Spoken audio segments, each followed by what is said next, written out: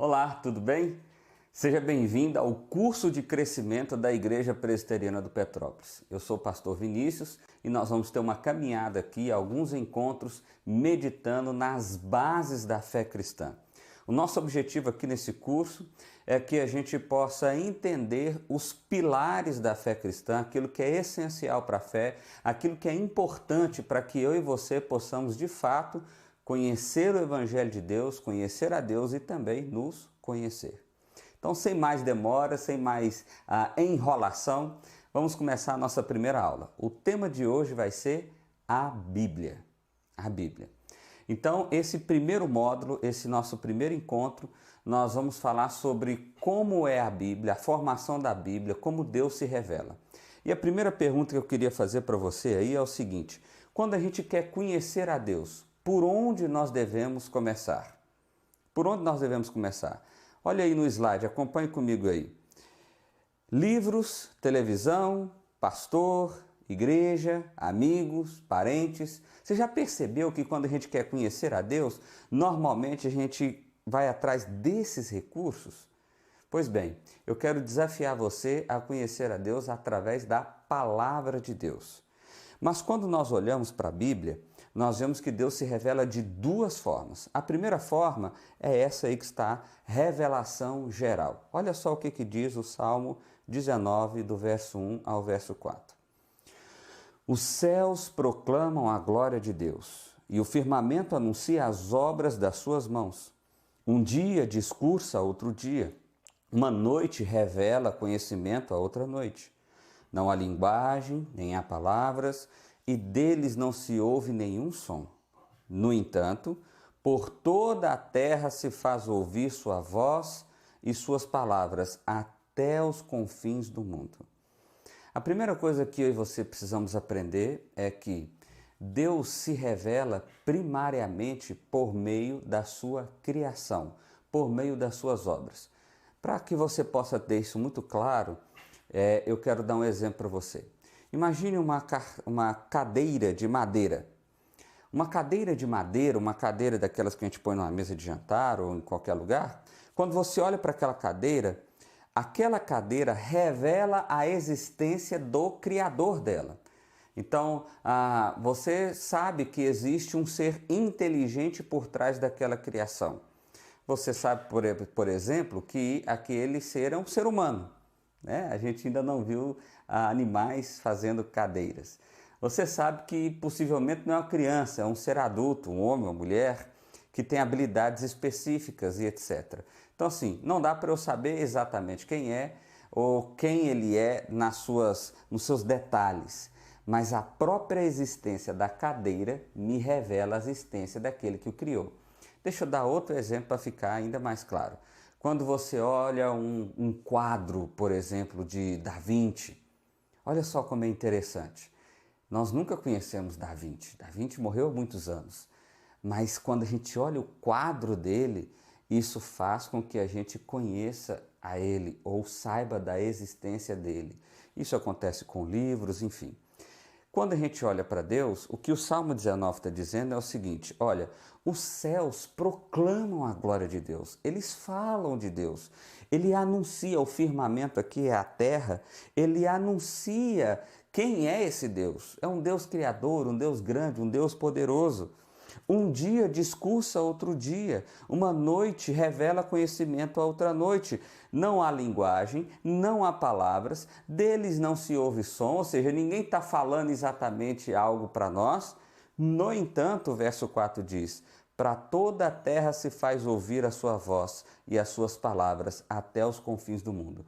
Normalmente a gente tem essa percepção quando a gente se depara com um lugar bem bonito, bem bacana. A gente vai numa praia, uma cachoeira, ou um pôr do sol daqueles e a gente diz assim: poxa vida, tem que ter tido um Deus mesmo para criar isso aqui. Olha que coisa linda, que coisa maravilhosa.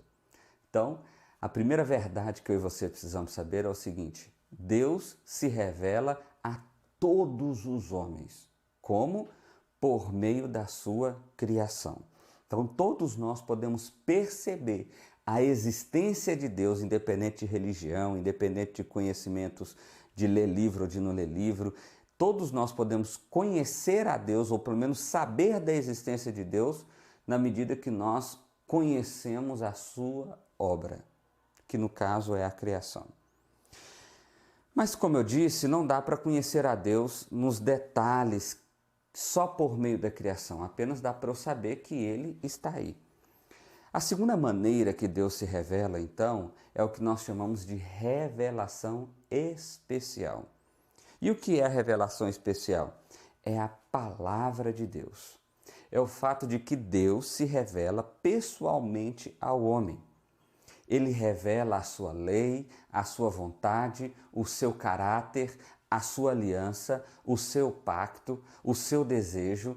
E como ele faz isso? Por meio da palavra de Deus, que é a Bíblia. Ah, pastor, mas eu já ouvi falar que a Bíblia foi compilada por vários homens, foi compilada pela Igreja Católica, foi compilada por um grupo aí e tal, para poder enganar a humanidade, para poder conduzir a humanidade, para poder... Bom, é possível que você tenha ouvido essas coisas e é por isso que nós estamos aqui, para justamente entender então melhor como se deu a formação da Bíblia, por que nós podemos ter credibilidade nessa palavra.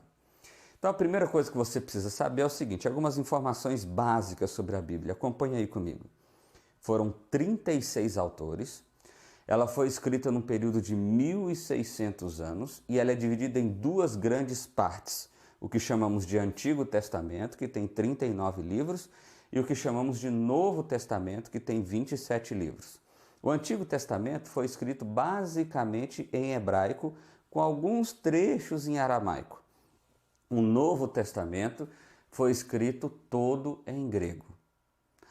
Bom, o que é importante de eu saber disso aqui? Primeiro, isso aqui já mata aquela ideia de teoria da conspiração, por causa do período de tempo. Olha só, 1.600 anos é muita coisa. 36 pessoas diferentes é muita coisa. Então, a gente quando brinca daquela questão de telefone sem fio, já viu isso? Aquele negócio, você faz uma frasezinha aqui, tal. Se faz isso com 4 pessoas, a última frase já chega completamente distorcida. Imagine 36 pessoas diferentes num período de 1.600 anos. Haveria muita desarmonia, informação desencontrada, informação errada e por aí vai. No entanto, quando a gente vai fazer uma análise da Bíblia, e aqui eu estou dizendo uma análise com critérios científicos mesmo, né?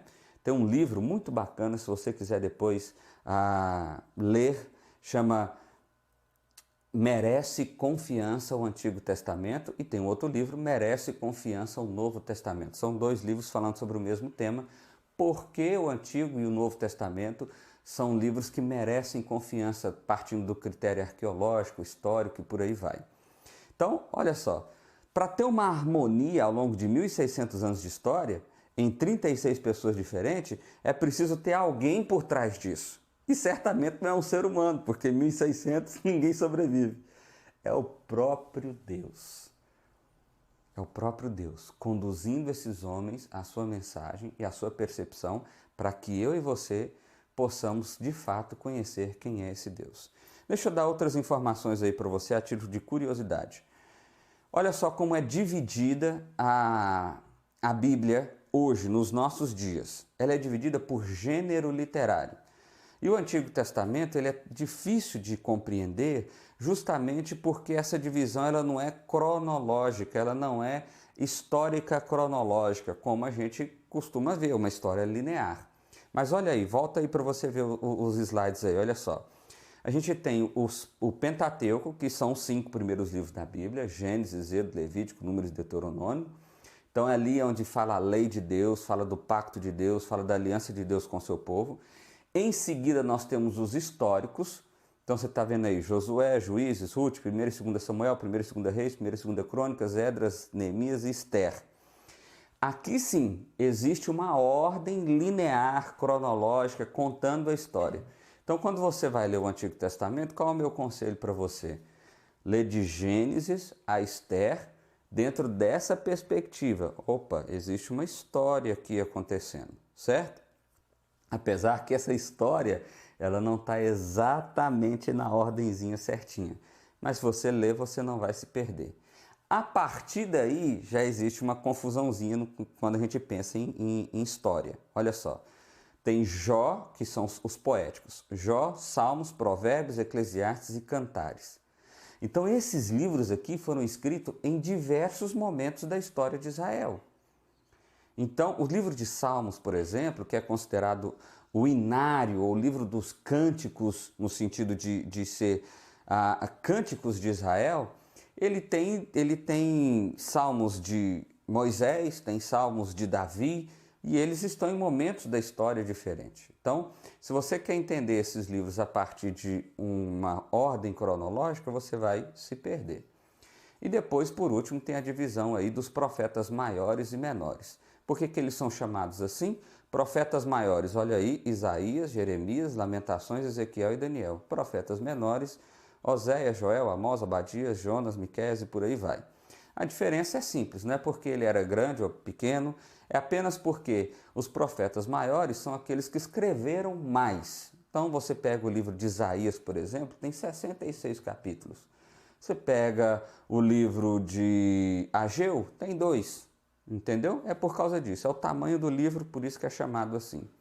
Essa mesma ordem, ou seja, dividida por gênero literário, é assim que a nossa Bíblia está dividida. No Novo Testamento, essa mesma lógica prevalece. Então você tem ali os evangelhos, que seria equivalente ao Pentateuco, né? Mateus, Marcos, Lucas e João. Você tem os históricos, que no caso só tem Atos. E por que isso? Porque no Antigo Testamento demorou-se 1500 anos para contar a história. Então é natural que tenha mais histórias. Agora, no Novo Testamento foi menos de 100 anos. Então não tem tanta história assim, o período é bem mais curto. Então por isso que Atos é só Atos, que é o livro da história. Então se você quer conhecer a história do Novo Testamento, Atos vai contar essa história, claro que depois da ressurreição de Jesus, porque o que conta a história de Jesus são os evangelhos. E aí você tem as epístolas gerais e as epístolas paulinas. Então as gerais são essas aí, Hebreus, Tiago, 1 e 2 Pedro, 1 e 2 João, 1 e 2 e 3 João e Judas. E as paulinas são as do lado esquerdo aí. Romanos, 1 e 2 Coríntios, Gálatas, Efésios, Filipenses, Colossenses, 1 e 2 Tessalonicenses, 1 e 2 Timóteo, Tito e Filemão. Então, percebe que Paulo foi quem mais escreveu, né? Paulo certamente é o principal escritor do Novo Testamento. E as cartas são as experiências, ou as exortações, ou as admoestações, as broncas algumas vezes, né? Dos apóstolos ou dos líderes da igreja em relação às igrejas que estavam nascendo naquela época. Paulo é o que mais escreveu. As cartas gerais é porque elas eram rodadas entre as igrejas. Ela não era especificamente para uma cidade, mas ela era para ser lida em várias cidades, por isso chamada de cartas gerais. E por fim nós temos o temível livro de Apocalipse, que é o único livro profético, no sentido de que ele revela a palavra de Deus ou o desejo de Deus para aquele momento da história. A gente nunca pode esquecer isso. Tem muita gente que lê o livro de Apocalipse como se fosse algo para ser dito para mim hoje. E não, realmente alcança o meu coração hoje, mas primariamente alcançou aquelas pessoas daquela igreja ali. Só para você ter um deslumbre do que é a ordem cronológica só do Antigo Testamento. Olha só esse quadro aí, ordem cronológica. Olha só a confusão que é. Por isso que seria impossível colocar a Bíblia em ordem cronológica. Aliás, existe até uma Bíblia que foi feita assim, foi vendida para ser assim, é a Bíblia cronológica mesmo. Então eles fizeram aglomerado e foram montando, e os versos são todos... Mas eu vou ser sincero, eu não gosto, eu não acho que agrega, e na verdade acredito que pode trazer confusão, porque a história de Israel é muito rica e aconteceram muitas coisas. Israel foi dividido em determinado momento, então teve o Reino do Norte, o Reino do Sul, houve profecias nesses dois reinos no mesmo momento da história, então isso é complexo, não é uma história simples, é uma história complexa, como não poderia ser diferente, uma história de um povo tão rico, né? Bom, agora que você já entendeu aí a Bíblia, entendeu como que ela é dividida, entendeu que não tem teoria da conspiração, porque seria impossível por causa do tempo que ela foi feita. Vamos entender agora o que significa a formação da Bíblia. Porque a Bíblia é a palavra de Deus. A Bíblia é Deus falando. É a revelação de Deus. Então, olha só, num primeiro momento, você vai ver aí na tarja vermelha, Deus falou de forma direta com Adão e em Jesus. O que significa isso? Significa que Deus falou diretamente, tete a tete, não teve intermediário, não teve símbolo, nada. Então, a gente vê lá em Gênesis que Deus se encontrava com Adão todo fim de tarde. Então eles batiam um papo, imagino falando sobre como foi o dia, sobre quais foram as suas experiências e etc. E Jesus é o Deus encarnado. Então ele também não teve intermediário, porque era o próprio Deus que se fez homem, falando, anunciando. Então era Deus revelando. Então Deus falou de forma direta. Depois, Deus falou de forma indireta. Adão pecou, foi expulso do paraíso, aquela coisa toda do Éden. E aí Deus falou que ia falar por meio de pessoas. Então agora, Deus dava um sonho ou uma visão para um profeta, e esse profeta, a partir desse sonho ou dessa visão, anunciava a palavra de Deus para o povo. Então agora Deus não falava mais diretamente, entendeu? Nem mesmo com o profeta, salvo algumas exceções que a gente chama de teofania, que são manifestações diretas de Deus. Mas, ordinariamente, era de forma indireta. Isso aconteceu no Antigo Testamento pelos profetas e no Novo Testamento foi através dos apóstolos. Então, os apóstolos que eram esse caminho de intermediar, ou seja, tudo que a gente conhece, por exemplo, sobre igreja, sobre como ser igreja, etc. e tal, basicamente foi o apóstolo Paulo que escreveu. Então, Deus não falou diretamente conosco, ele fala com Paulo, ele inspira Paulo e Paulo transmite essa mensagem por meio das cartas. E isso nos chega a nós. Então Deus falou, observe o verbo que eu estou usando aqui, no passado, de forma direta, com Adão e com Jesus. Então direta Deus não fala mais. Deus falou de forma indireta, por meio dos profetas e dos apóstolos. E isso também encerrou. Como que Deus fala conosco agora então? Ele fala através do silêncio. Silêncio? Através das Escrituras. Ele não se manifesta mais, pelo menos no sentido ordinário, ele não revela mais nada. É por isso que é inadmissível a ideia de que alguém possa dizer, recebi uma revelação de Deus e eu escrevi essa carta aqui, então coloca aí depois de Apocalipse. Não. Porque as pessoas que Deus chamou, tanto profetas ou como apóstolos, ele chamou, ele vocacionou e ele fez com que essas pessoas fossem instrumentos. E isso encerrou, cessou, acabou. Então Deus não revela mais nada acerca dele. Pastor, então quer dizer que Deus não se revela mais? Exatamente isso. Deus não se revela mais. Mas então Deus não pode falar comigo? Pode. E é o que a gente chama na teologia de manifestação da graça de Deus. Então ele consola os nossos corações, ele direciona nossas decisões, ele faz isso por meio do Espírito de Deus. Agora, Deus chegar e revelar, como já aconteceu, né?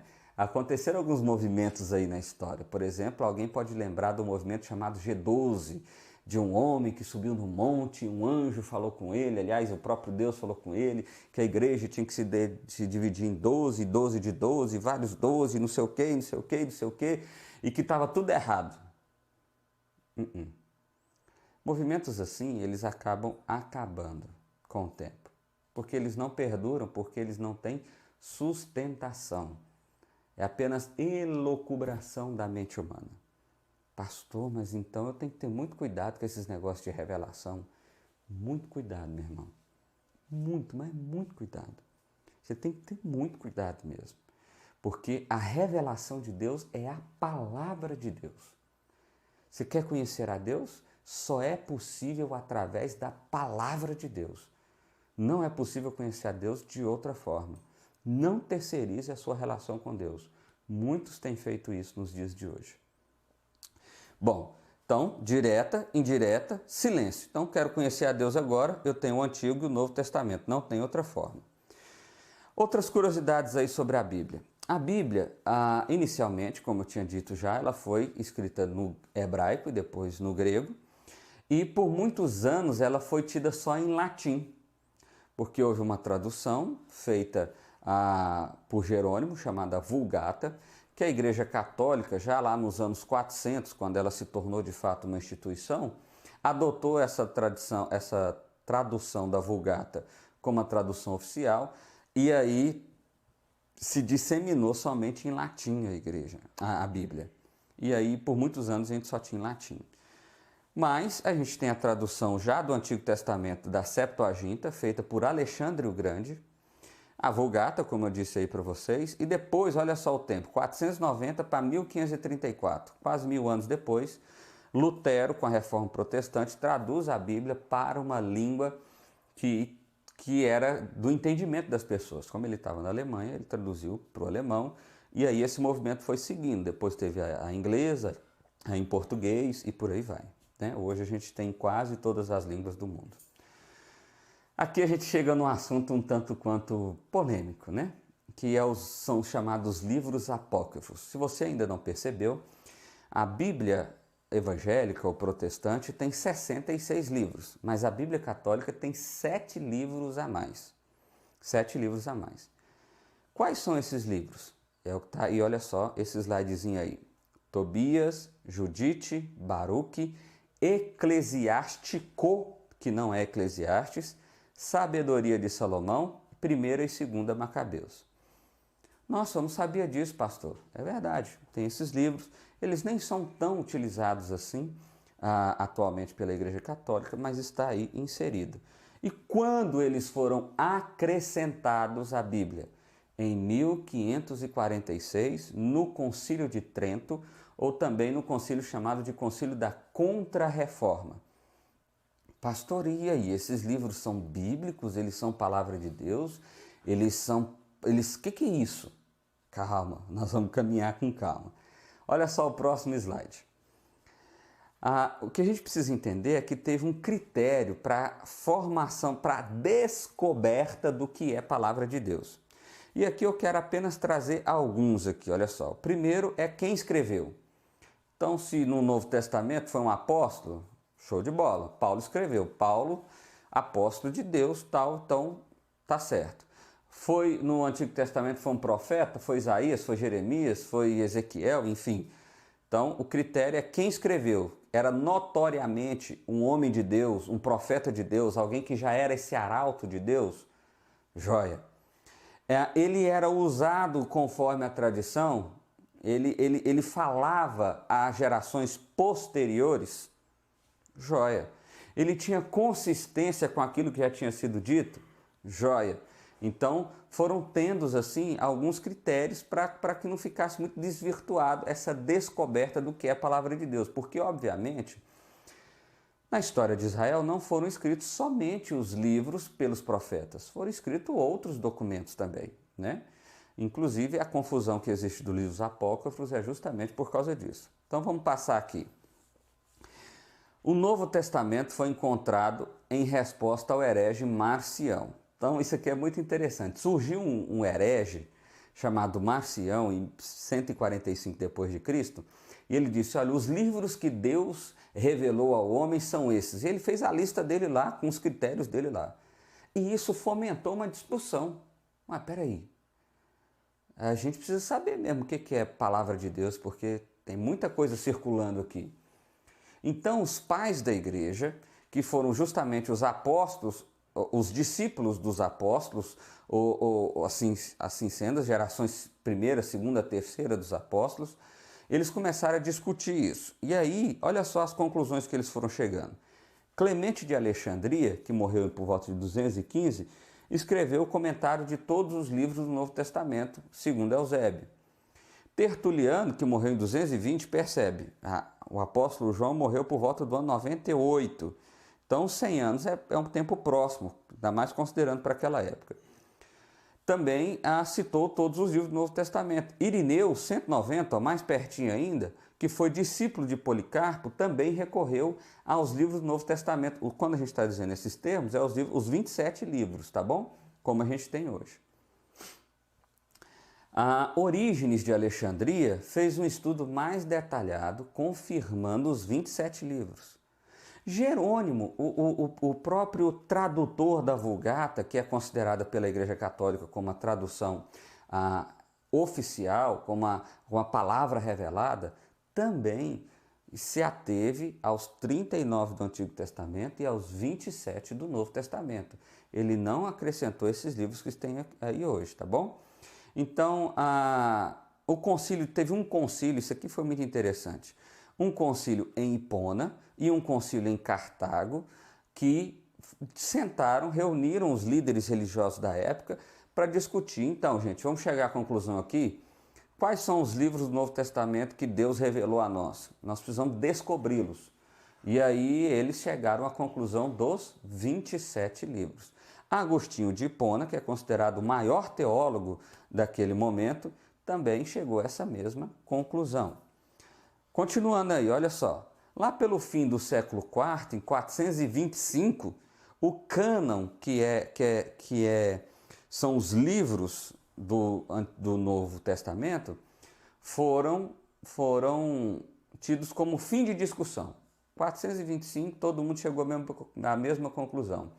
Os 27 livros são esses aqui, pronto, acabou, chega de discussão, resolvido o problema. Todo mundo chegou a essa conclusão. Todos os grandes teólogos, todos os pais da igreja, todos os líderes chegaram a essas conclusões. Só que olha só a ressalva que eles fazem nesse documento. Eles dizem o seguinte, olha, existem outros livros que não são revelação de Deus, mas eles são bons para a edificação do homem. Por exemplo, o Pastor de Hermas, a Epístola de Barnabé e a Epístola de Clemente. Então, olha, leiam esses livros, vai ser bom para a edificação de vocês. Não é palavra de Deus, não é revelação de Deus, mas são livros que vão fazer com que você cresça. É como eu dizer para você, olha, leia um livro do John Piper, leia um livro do Paul Washer, leia um livro do Augusto Nicodemos, leia um livro... Vocês estão entendendo? Eram livros bons, livros que faziam com que a gente crescesse, entendesse melhor, mas não tinha o peso de ser revelação de Deus. Mas olha só, os apócrifos então, olha esse próximo slide aí. É um vocábulo grego que significa aquilo que está oculto. Hoje, apócrifo, o significado de hoje, refere-se usualmente à coleção de livros incorporado à Septuaginta, aquela tradução de Alexandre o Grande. Rejeitados, entretanto, pelos judeus e pelos protestantes. São livros ou pedaços de livros de valor histórico. Então, olha só, ninguém está dizendo que esses livros foram forjados, montados, escritos para enganar. Não. Eles são livros que foram escritos dentro de um momento histórico, porém, eles nunca foram admitidos como palavra de Deus. Nunca foram admitidos como palavra de Deus. E eu quero usar mais alguns argumentos aqui para te convencer. Por que esses livros não são inspirados? Olha só, porque não existe na Bíblia hebraica, então os judeus chegaram a uma conclusão que no Antigo Testamento os 39 livros eram aqueles livros da palavra de Deus. Eles chegaram a essa conclusão. Concílio de Jamnia em 70 depois de Cristo. E os judeus nunca admitiram esses livros que foram traduzidos da Septuaginta como palavra de Deus. Flávio Joséfo, um historiador do primeiro século, ele diz o seguinte: esses livros da Septuaginta não foram escritos por profetas do Senhor, por isso não são inspirados. Então, um historiador não cristão chegou a essa conclusão já naquela época. O cânon do Novo Testamento foi fechado em 425, como a gente já viu, e o do Antigo Testamento em 70 depois de Cristo. Então foi bem antes. Segundo, olha só, Os livros apócrifos não foram usados por Cristo e por Paulo, apesar de 1378 citações do Antigo Testamento do Novo. Quase todos os livros da Bíblia estão citados no Novo Testamento. Agora, esses 7 livros, não existe uma citação de nenhum deles para nenhum de nós. Jerônimo, tradutor da Vulgata, rejeitou os livros apócrifos. Rejeitou completamente os livros apócrifos. O próprio tradutor que a Igreja Católica adota aí. A doutrina dos livros apócrifos ensinam erros quando a gente compara com a Bíblia. A gente vai te mostrar isso daqui a pouquinho. Mais um slidezinho, olha só, paciência, tá bom? Os apócrifos nada acrescentam ao nosso conhecimento das verdades messiânicas. Nenhum dos livros apócrifos, que foram acrescentados só em 1546, acrescenta verdades sobre Jesus, enquanto todo o Antigo Testamento aponta para Jesus. Isso é muito importante perceber. A comunidade judaica nunca mudou de opinião a respeito desses livros apócrifos, até hoje. Em 1546, o Concílio de Trento, conhecido como Contra-Reforma, os católicos confirmaram esses livros como canônicos. Ou seja, até 1546, a Bíblia católica era exatamente igual à Bíblia protestante. 39 livros do Antigo Testamento e 27 do Novo. Após 1546 é que esses livros foram acrescentados como se fosse palavra de Deus. Por que eles foram acrescentados? Existe uma justificativa. Porque teve a Reforma Protestante em 1517, Lutero fez uma série de questionamentos a respeito de algumas doutrinas que estavam sendo ensinadas naquela época, e Lutero fez o desafio: me mostre na palavra de Deus que eu estou errado e eu volto atrás da minha palavra. Eles não conseguiram. E aí, em 1546, tentando resolver esse problema que se tornou social e político também, não só religioso, a Igreja Católica decidiu acrescentar esses 7 livros para justificar algumas daquelas doutrinas que estavam sendo questionadas por Lutero. Entendeu a razão? O motivo é esse. E olha só a parte que eu quero mostrar para você. Espero que dê para você ler aí. Eu sei que a letra está pequenininha, mas olha só. Alguns erros que tem nos livros apócrifos quando a gente compara com ensinamentos da palavra de Deus. Lá em Tobias fala de um anjo mentindo. Em Isaías e Oséias fala que isso não é possível. Lá em Eclesiástico, que não é Eclesiastes, diz que deve negar pão aos ímpios. E Provérbios diz que você deve acolher o estrangeiro, no caso o ímpio. Em Judite 8 fala de uma mulher jejuando por toda a vida. E Mateus fala que Jesus foi o que jejuou por mais tempo, por 40 dias. Em Judite também fala que Simeão mata os siquemitas com uma espada dada por Deus. Em Gênesis 34, você vai ver que os siquemitas foram mortos em outro contexto completamente diferente do que narra Judite. Em Tobias e Eclesiástico, fala que dar esmola purifica pecados. Olha aí, essa é uma doutrina católica até hoje, de você purificar os seus pecados com a boa obra, de você fazer uma espécie de compensação. Só que quando a gente vai para a palavra de Deus, 1 Pedro 1, 18 e 19, diz que o que purifica pecados é a obra redentiva de Cristo Jesus e nada mais. Em Judite fala que Nabucodonosor era rei da Síria em Nínive. E quando a gente vai ver em Daniel, Nabucodonosor era rei da Babilônia. Então existem até divergências históricas. Em Eclesiástico fala que honrar pai traz perdão de pecado, enquanto 1 Pedro vai realmente dizer, não só 1 Pedro, mas você pode ir para Romanos, Gálatas e tantos outros textos da Bíblia, só Jesus redime pecados. Em Tobias fala que ensina magia e superstição. E Tiago condena isso frontalmente. Em 1 Macabeus, Antico morre de 3 maneiras diferentes. e isso seria impossível em qualquer narrativa. Em 2 Macabeus, recomenda a oferta aos mortos. E Eclesiastes condena isso.